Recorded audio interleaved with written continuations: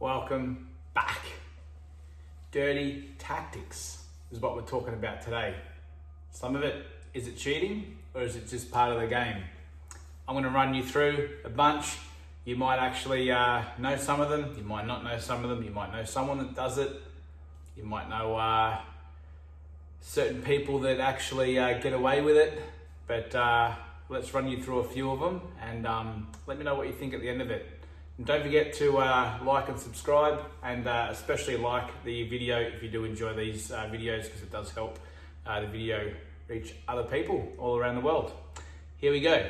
First one, playing a game of pool. Things aren't going right, so what do? Take a toilet break. Toilet breaks are the best, all right? Me personally, I do a few here or there, but my reason for it is that I actually really need to go. But other people just love taking toilet breaks because it puts your opponent off, and it also can actually change the way the game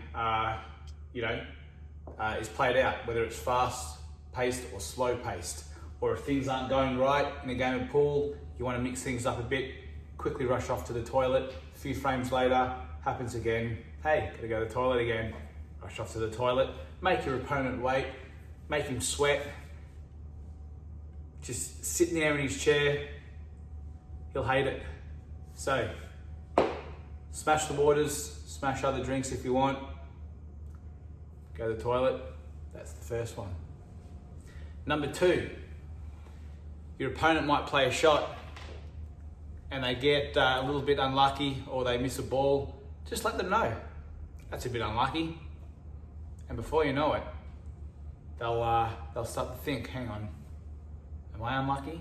And then when they play another shot, get out of position, oh, you've been a bit unlucky there.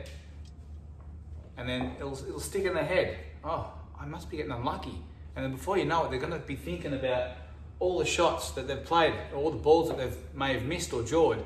And now they're thinking, man, I am unlucky. And now you've actually taken their mind away from the game of 8-ball.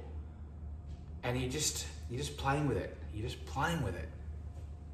Tell them they're unlucky. And I promise you, after 3 or 4 goes at it, you're unlucky. Oh, you got unlucky there. Oh, gee, that's unlucky. What's an unlucky kiss? Oh, what's an unlucky roll? They're going to be mentally gone. That's number 2. Give it a whirl. Number 3. You've broken the balls. Of course, the white goes in. You've broken the balls. You're not sure what to play. You're looking around. You need a few more seconds on the shot clock. What do? Excuse me, ref, can I get the white ball cleaned? They come over, they'll clean the white, and in the meantime, you're meant to actually turn away or just look in the distance and not put your eyes on the table. That's the nice thing to do. But to get in the minds of the opponent, have a bit of a look at the table. Maybe you can get your cue out and start chalking while they're doing that. And then once the ref comes and puts it back, if you want a bit more time, say, oh look, can you please clean that one too? They'll go and do that. Gives you about an extra 30-40 seconds to think about what you want to do, and then you can continue. Now I know in some rules that the clock keeps going, but in other rules, and especially leagues and stuff, they don't have clocks. So, or when they do, and most of the time they'll stop it and not even think about it as well. So you'll get more time that way. Get your white ball cleaned, get the object ball cleaned, get everything cleaned. That's tip number 3. Dirty tactic number 4. We've got nowhere to go on the table, but we need to go this way because there's angle. How do we get this way? We can't. So we jump over the pack. It will really annoy your opponent. So what we do is pretend we want to screw back like this, and then sort of lift.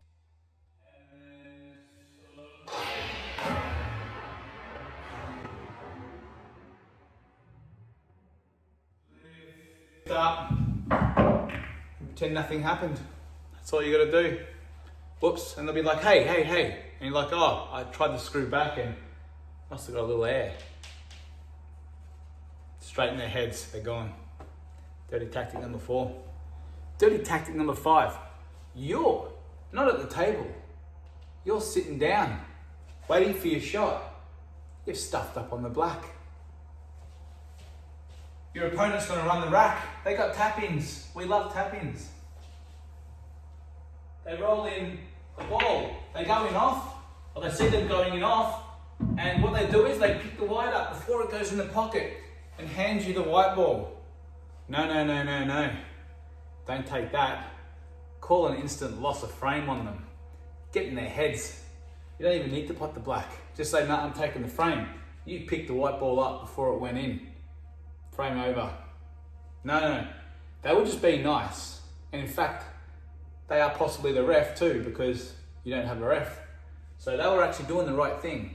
But if you want to get in their heads, a little bit dirty, just say, nah, you picked the white ball up, sorry, taking the frame, and just take the frame. They'll implode, and you'll just win. You'll win the next frame, and the frame after that will be all over for them. Yeah, dirty tactic number 6. Playing a shot, it's not going your way. You don't know what to do. Here's what you do. Remember this. Get the balls changed. Get the balls changed. These balls aren't working for you. After the frame's finished, say, nah, not playing anymore. I'm gonna get the balls changed. Go get a new set of balls, because I promise you now, there's a good chance that the ball is the problem. Not you, not your mental friggin' head. It's the balls. So get the balls changed. And your opponent will be like, whatever. But then you can even get the table changed. Go play on another table. This table's no good. Keep missing. Something wrong with it. Pockets are either a little bit tight. Something's not happening, it's rolling. Colour looks a little bit off. The light's a bit too bright, not too bright, a bit too soft. Get the table changed, get the balls changed, and smash your opponent. Dirty tactic number 7, if your opponent's playing shots, and that's something you can do to get in their head. When they miss a shot, you go, excuse me, does your cue sound funny? It's making a bit of a tinging sound. You hear that? And they'll be like, oh, not really. You're like, yeah, listen. And they'll play a shot and they'll start listening to the cue. And before you know it, they'll be like, yeah, I think there is something there. And you'll take their mind off playing the game, and they'll be straight on their cue. They'll be like, I need to get this fixed. There is, look, listen. And you're sitting there going, got him now. Yeah, you're like, yeah, the tip, look at the tip, look. Smells funny. Smells funny. There's something wrong with your cue, get looked at. But look, just finish the frame first. Let's finish the match, and then go get your cue looked at. And before you know it, they can't pop balls, they can't do anything because they're worried about their cue. Make them think there's something wrong with their cue. That's a good one. This is my favorite, dirty tactic number 8. It's got to be up there with one of the best. You're on reds, you're making the out, and you go, oh, and you just look at the shot like it's not on. Like, oh, and your opponent's sitting there looking at your face and thinking, I got him. I'm in. And you're like, and you're doing all these ones. You're doing all these ones, having a look, walking around, your opponent's getting all happy. Do this to your opponent, I promise you, they'll lose there. Just do this for a good 30, 40 seconds, have a look around, have a look at other angles, and then when you're ready, and they think they're getting back to the table, have another look at it and go,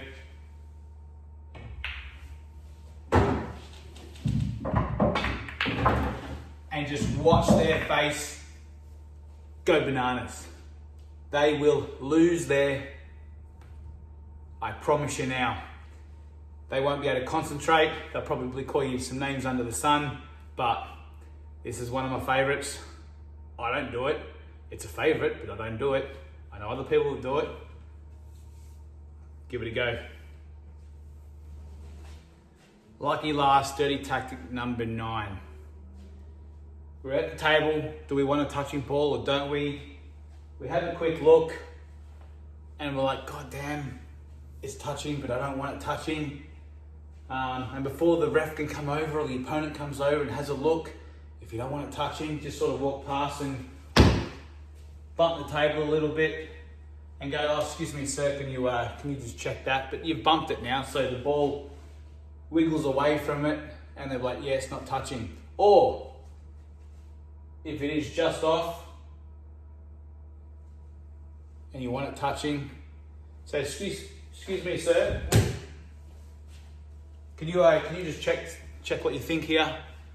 More than likely, they'll roll on each other and there's a good chance that you'll make it touching. Or what you can do is, you can actually pretend that you're going to play a shot, but you push your fingertips into the cloth like this, making it bubble up a little bit, and the balls will roll on each other and stick.